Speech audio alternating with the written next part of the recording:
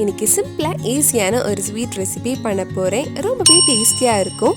Bakery ஸ்டைல்ல coconut cookies எப்படி செய்யறதுன்னு இந்த வீடியோல பார்க்கலாம்.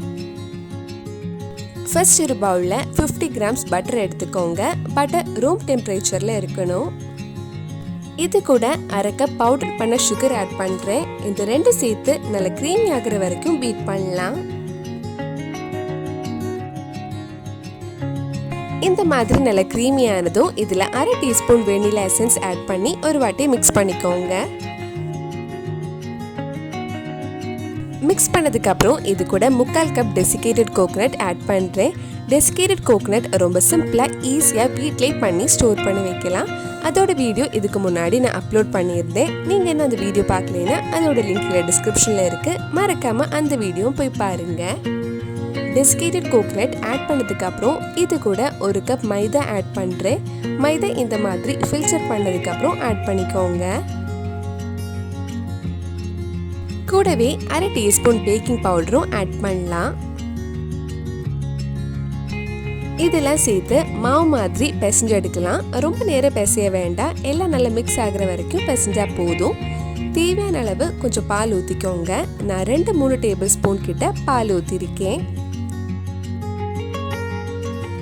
இந்த மாதிரி எல்லாமே நல்லா மிக்ஸ் ஆனதும் இது ஒரு 30 நிமிஷம் கிட்ட ஃப்ரிட்ஜில் வச்சிருங்க. இப்போ இதில் கொஞ்சமா மாவு எடுத்து உருண்டை பிடிச்சி குக்கீஸ் ஷேப்புக்கு ரெடி பண்ணலாம்.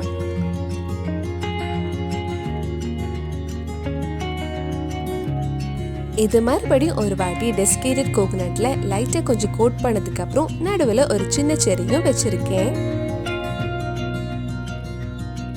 இனி இது பேக்கிங் ட்ரேல வச்சு நம்ம பேக் பண்ணி எடுக்கலாம். இதே மாதிரி மிச்சம் இருக்கிற மாவுலையும் குக்கீஸ் ரெடி பண்ணலாம். நம்ம சேனல்ல இதுக்கு முன்னாடி நிறைய கேக் ரெசிபி, ஸ்வீட் ரெசிபிஸ் எல்லாம் பண்ணியிருக்கேன். அதோட லிங்கும் கீழே டிஸ்கிரிப்ஷன்ல கொடுத்துருக்கேன்.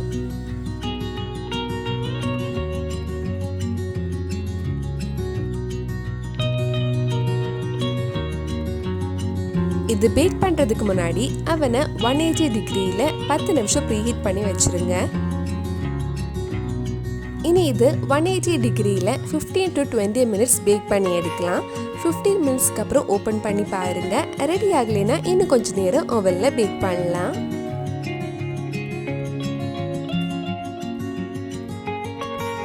ரொம்ப டேஸ்டியான கோகனட் குக்கீஸ் ரெடி ஆயிடுச்சு. ரொம்ப சிம்பிளா ஈஸியாவே பண்ணலாம். கண்டிப்பா நீங்களும் இந்த ஸ்வீட் ரெசிபி உங்க வீட்டில் செஞ்சு பாருங்க. பிடிச்சிருந்தா இந்த வீடியோவை லைக் பண்ணுங்க, உங்க ஃப்ரெண்ட்ஸ் அண்ட் ஃபேமிலிக்கு ஷேர் பண்ணுங்க. வேற நல்லா ஸ்வீட் ரெசிபி நம்ம சேனல்ல ட்ரை பண்ணலான்னு கீழே காமெண்ட் பாக்ஸ்ல சொல்லுங்க. நீங்க இன்னும் என்னோட சேனலை சப்ஸ்கிரைப் பண்ணலைன்னா மறக்காம சேனலையும் சப்ஸ்கிரைப் பண்ணுங்க.